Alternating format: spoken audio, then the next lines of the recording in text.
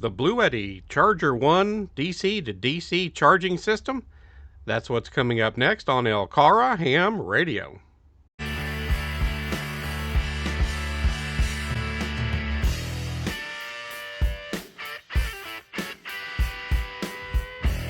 Hello, folks. This is Chris, KY4CKP.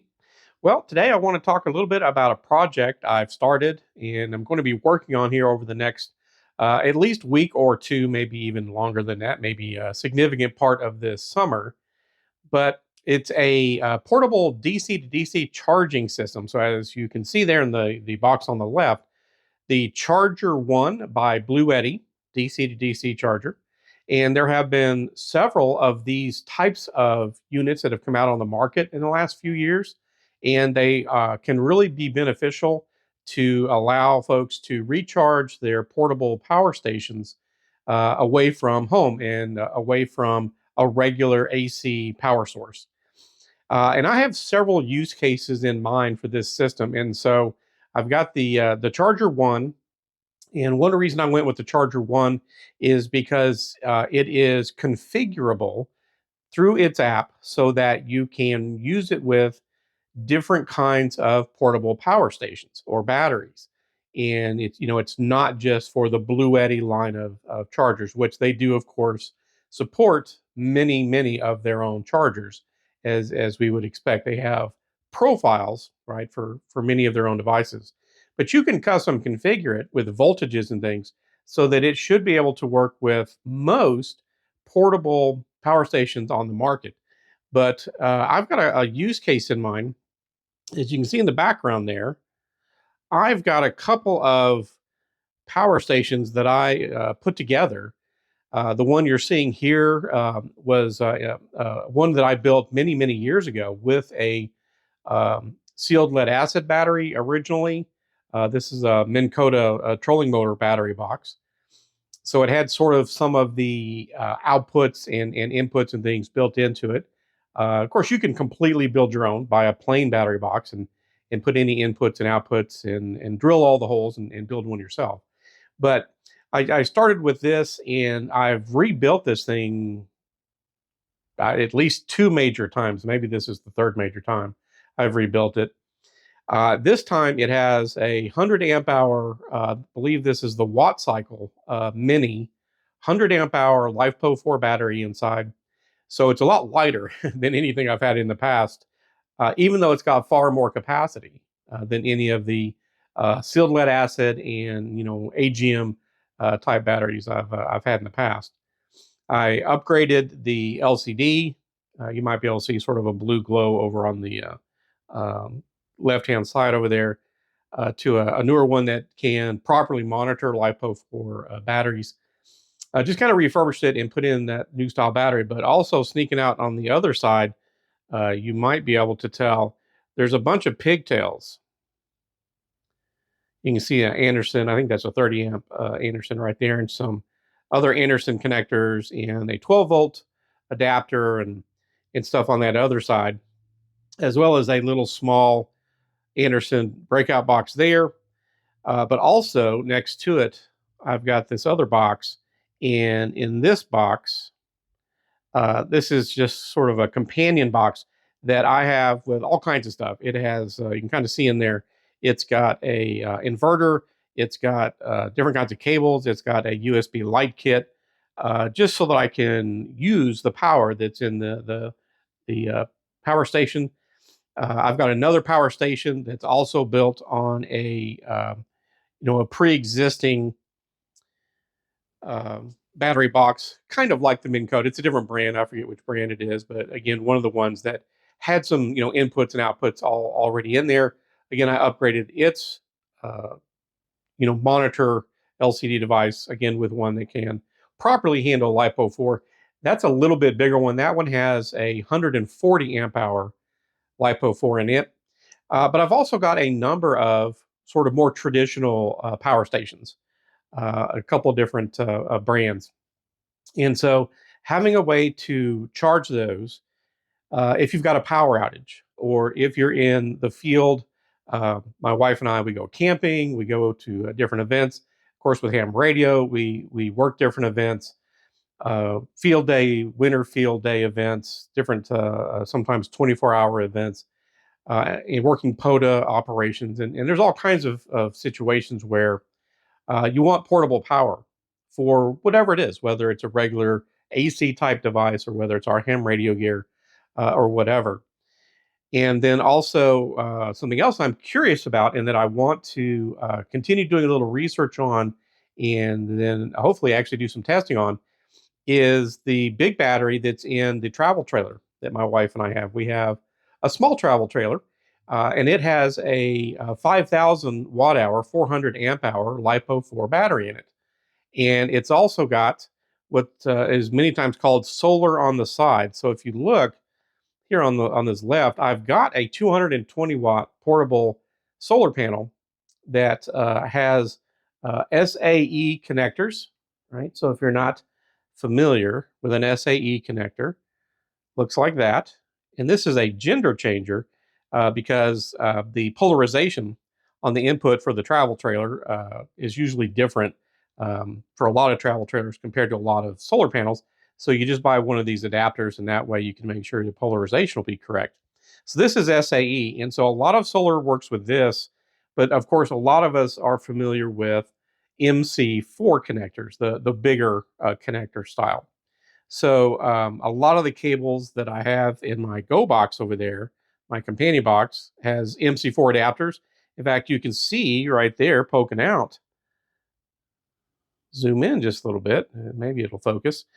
But you can see right there, I've got MC4 adapters and cables that go to the typical T adapter, T plug, for a mobile 2 meters, 40 centimeter type radio, but also the adapter for my HF radio, my and many other HF radios. I've got the FT891 from Yaesu, so I could power those, in a portable scenario, like again maybe for field day or any kind of outdoor field type operations.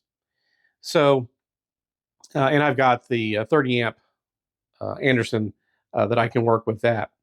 Now I've also got, and we're going to open some things up here in the second segment. But I've also got this circuit breaker, right? Because the way the Charger One comes, it has a circuit breaker close to where the unit is going to be deployed. But of course, a lot of us like to have something, a fuse or a circuit breaker near the battery or near the main connection.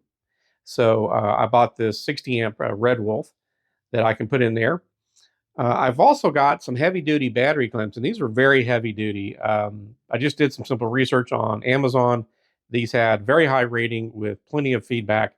And that was one of the things people mentioned almost every single time. Hey, these are very heavy duty. And they have a very good, strong way to connect external cables. So what I've got is I've got some two AWG American Wire Gauge jumper cables there. I'm going to connect those. And my initial thought, I've also got some extra heavy duty cable there in case I want to put something together. But my initial thought is instead of installing this sort of permanently, or I would probably call it semi permanently, into my truck, my Tacoma, which I may end up doing down the road. We'll see. But my initial thought is to build this as a portable, into a box, portable configuration, so that I can take it with me in my truck and easily set it up and use it there. Or if we're in my wife's 4Runner, we could take it and use it with that vehicle and things like that, and not have to have one for my truck and one for her car and maybe a third one that would be completely kind of portable and mobile and things like that. We'll see how it goes. We'll see how my use cases are. Typically, I'm not going to be worried about trying to recharge things as I'm driving from point A to point B. My use case, the vast majority of the time, if not really every time, in the foreseeable future at least, would be I'm on station somewhere and I've been using some kind of portable power and for several hours, you know, 4, 8 hours, and I'd like to recharge. Now, again, I've got portable solar panels. In fact, I've got two solar panels on my truck. I've got a 90 watt and a 55 watt that really are wired in through a charge controller to the main battery, and they keep that main battery up so that even if I haven't driven my truck in a week or two or whatever the case is, it's not going to get drained by anything. And so I've never, I've had that way for a couple of years now, and I've never had a case where my battery was dead. But those are not. I mean, I could unhook them from how they are hooked up now, and I could hook them up into something, if I was in a little bit more of a desperate situation. But they're not really there, and they're not really meant to charge things out in the field. They could be used that way, and I did think about that. But their primary use is just to keep the main truck battery charged, so that I should never get stuck anywhere if I was using the radio or just left some lights on or something like that. So that's what I'm thinking about for this unit, is setting it up so that it's in a portable configuration and do some testing with it, and just see if it'll fit my needs. And just at the end of the day, is it going to do what I want to do with it? And then maybe eventually down the road I do install it into the truck. We'll just see. But again, recharging in motion is not my main use case. I know for a lot of people it would be. And of course, there's plenty of videos on YouTube addressing its more common, right, use case. But for me, it's more about if I'm on station, and because it can charge so much faster than solar typically can, or that the uh, you know low power AC adapters. My truck has a low level AC adapter in the back of the truck, but if you're not moving, it'll only put out 100 watts. If you're moving, you can bump it up to 400 watts. But again, that's not my main use case. So if you're not moving, it only puts out 100 watts, which is more or less, you can only get about 100 watts, 10 amps, usually 8 or 9 amps out of a cigarette lighter, which of course you could use for a lot of things. But again, it'll take a long time to charge things back up. This should cut those times significantly, right? This can go typically 4, 5, in some instances, maybe even 6 times what those other methods could do. So that's my thought process. That's my goal for this project, is to work on this and set this up in a portable configuration and use it. And of course, we have field day coming up here right at the end of this week. In fact, coming up this Saturday. So hopefully, I'll have things kind of tested and arranged, and to where I can maybe put it to some further testing with it right there.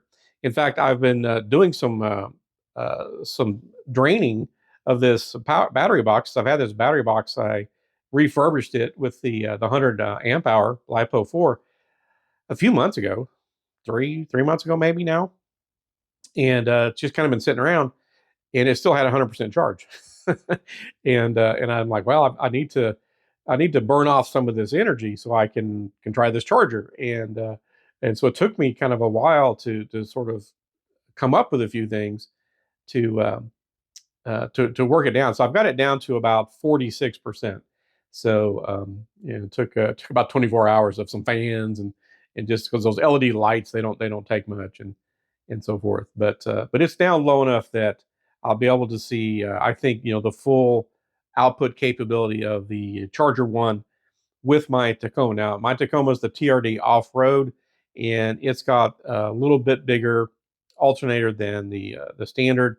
I think it's got the 120, 130 amp alternator instead of like the 100 or whatever that the regular Tacomas come with.